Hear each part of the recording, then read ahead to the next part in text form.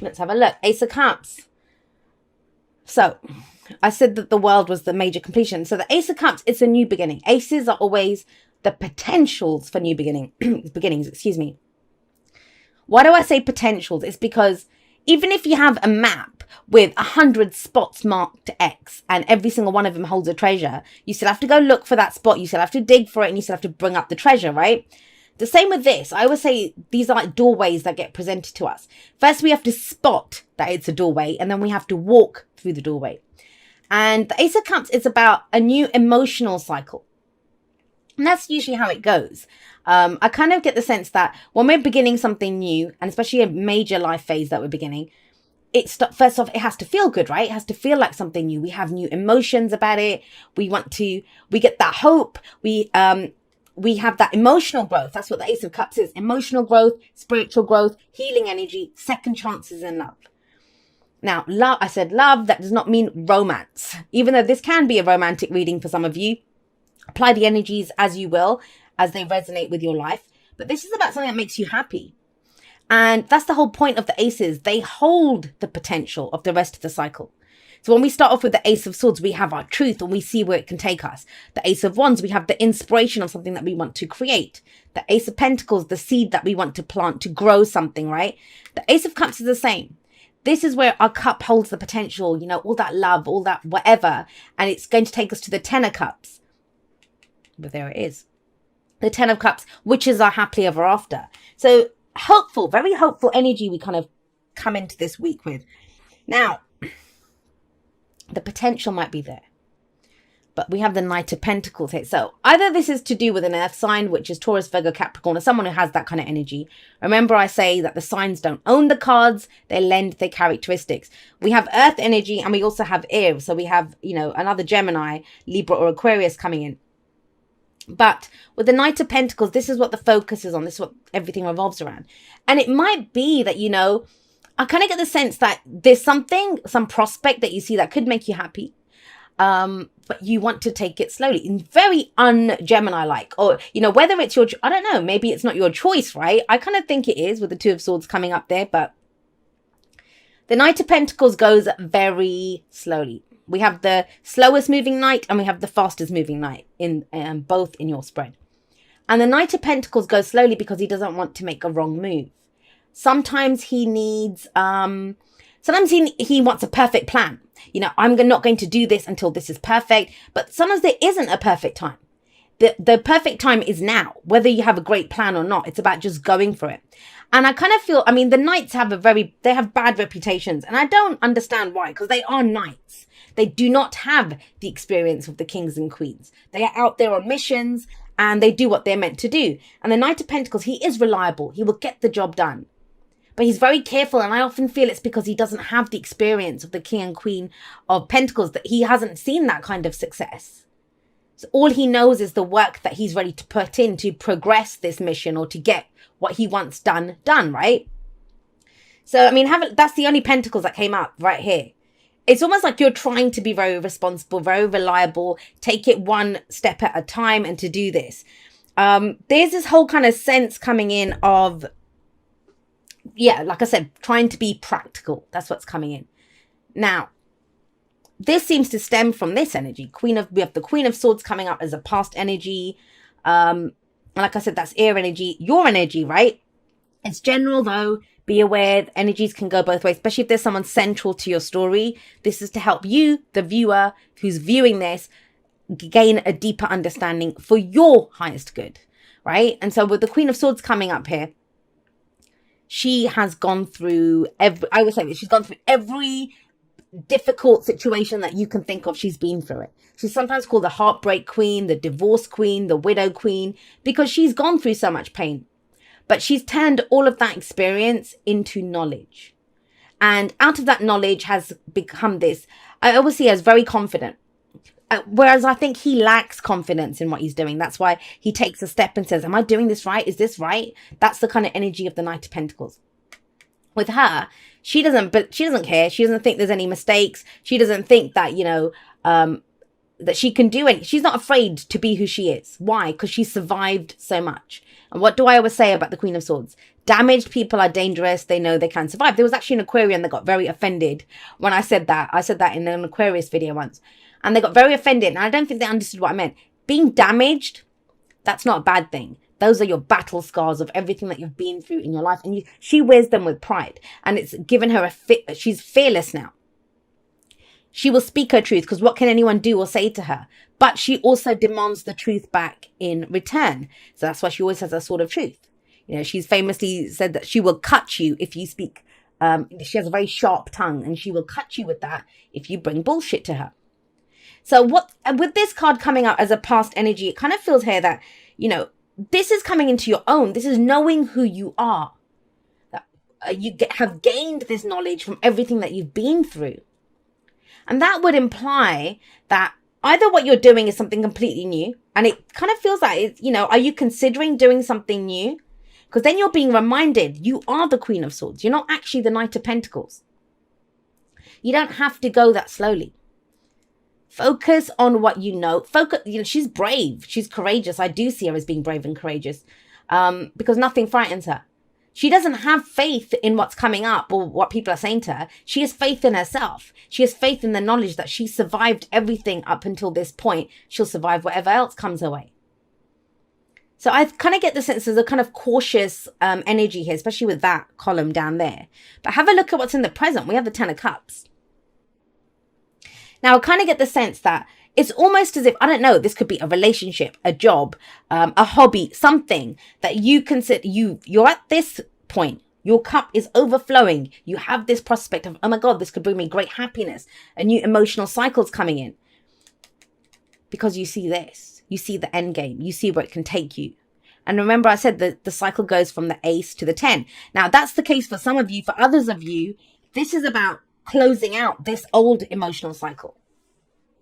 This old emotional cycle. Because how can we begin something new until this closes out? And that's how the cycles run. As we say, happily ever after. Take it from me as someone who has ticked off everything on their manifestation list quite a few times in my life. You know, as soon as you do that, you'll enjoy it for a few months. And then if you're anything like me, and you guys are air signs, so you are, and my Mars is in Gemini as well, actually, you get frustrated, because then it's like, okay, well, what am I working towards now? And I kind of get that sense that we always have this, we will appreciate what we have for a while, but then we change, right? I think getting things changes us, you know, getting fulfillment or having the relationships that we want or the jobs that we want, it changes us. And then we do set our sights higher. We do go for a different goal, a new dream. And that's great. There's nothing wrong with that. Ten of Cups in the present, though, I feel like it's for the majority of you asking you, what does the end game look like? What does it look like? What does that happily ever after look like? You know, the Nine of Cups, when it comes up here, yeah, I know it's the 10. I'm talking about the 9. The 9 of Cups is the wish card, but I always feel like that's what we want before we know what we need. And the 9 of Cups guy is on his own. You know, he's getting whatever he wants on his own. He has all those cups, but he sat there by himself. Whereas in the 10 of Cups, you're sharing it with other people. That's why this is sometimes seen as the family. And family isn't just blood. It's groups of people, reunions, getting together. But I love this. It's almost as if through your vision, through what you're thinking, you know, swords are our thoughts, our beliefs, our ideas, and how we communicate them. You see this. You see the full cycle. You know how this can go. You know that there could be a new beginning for you here, for emotional fulfillment, and you see the end game. So focus on this. That's what the present's asking you to do. Focus on this. Close out the old cycles. If you're going for something new, you don't need the old stuff, right? But when you have this clear in your mind, what it's kind of asking you to do, and I think what's kind of delaying this for you, and, you know, I'm sure a lot of you feel like it is delayed, is the Two of Swords, which is there is a decision that needs to be made. There's a decision that needs to be made. I'm actually going to pull a clarifier for that, because the point of the Two of Swords is she's got two swords up, right? And look, she's crossing her chest with like, I don't want to get hurt. I don't want to get, there's a sense of vulnerability that comes in. So this is protection. So you're trying to keep the status quo, but I think you know it. To go for this new thing, you have a vision for something that makes you happy. One of these swords must be put down. Two truths cannot live together here. It's one truth. What is your truth? And you know what your truth is. The Queen of Swords in the past tells me that. this is not so much about you. I think you have a clear vision of what it is that you want. Either you're dealing with someone who's not going at the same pace as you want, Gemini, or you're waiting on this decision. And it's this, there's a sense here that somebody wants a perfect time. It's not perfect yet, or we need to do this first. And it's like, really? Like, seriously, let's just do it. Let's just act on it. Let me see. Oh, okay. Yeah, King of Cups. So, love it. With the King of Cups coming up with the Two of Swords, what this says is, I love the King of Cups.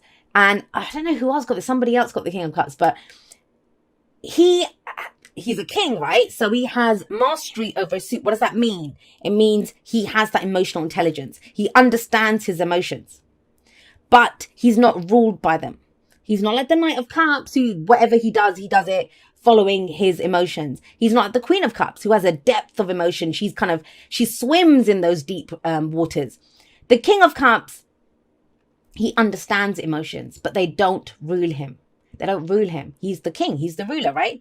So he understands his emotions, and he doesn't always say how he feels. And that's why we sometimes say about the King of Cups, like, he can be in love and he won't show it until he's ready to. He's very discerning.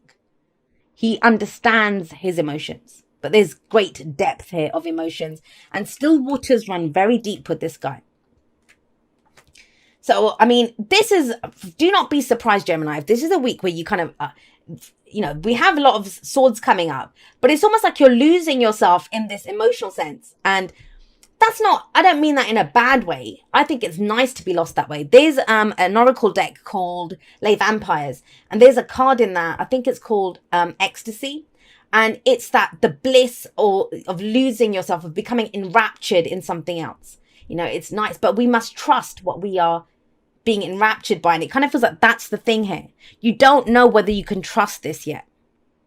That's maybe why you're trying to take it slowly, trying to get a plan. But what's your advice? The advice is the Knight of Swords. So the Knight of Swords is the fastest knight, right? Not the Knight of Pentacles. And what does he do? Well, he fights for his beliefs. Swords, thoughts, beliefs, ideas, and how we communicate them. And what's the Knight of Swords? He will go and fight for what he believes in. This is expression. This is communication. This is not going to cut it, this Two of Swords. Now, if somebody might be trying to argue with you, it could be that. Whether this is a partnership, romantic, business, families, with the Ten of Cups coming up. There's two different paces here. The advice is to speak it, say it, go for it. And with the Knight of Swords sat underneath the Queen of Swords, it's almost like the Knight of Swords has the backing of all this experience, of all this authenticity, of all this truth. This doesn't cut it. And behind all of this, the reason that the person's trying to keep the status quo is because there is such deep emotion. The King of Cups is the ideal lover as well, for those of you that this is a romantic reading for. So it might be that it can be that sense of that someone's too good to be true almost. That's coming in. But the Knight of Swords, it's about expression. Express what it is that you want to communicate. Trust that you have the knowledge, and trust that it's okay for you to be you, right? Because there's something amazing coming in here. Have a look at this. It's very much the marriage of emotions. We have 3 cups. We have 3 swords. So it's very much the marriage of head and heart. What happens here? And yeah, there's this kind of cautious energy coming in the middle here with the Knight of Pentacles. But there's not going to be a perfect time for this. There's not going to be a perfect time. You cannot maintain the status quo. One truth, your truth, must be picked and must be communicated. Let's see what the oracle cards say. Thank you so much to everyone that's been there with me, whether this is the first video that you're ever watching of mine, or whether you've been there with me from before YouTube was even a thing in the Aquarian Insight world, because I've had my website for quite a few years now. Some of you followed me on there when that was all that I was doing. I'm so blessed that you guys were all a part of my journey, and totally and completely honored that you would make me and my messages a part of your journey. I never take that for granted. So I love you guys very much. I will see you next time, but that's all for now. Goodbye.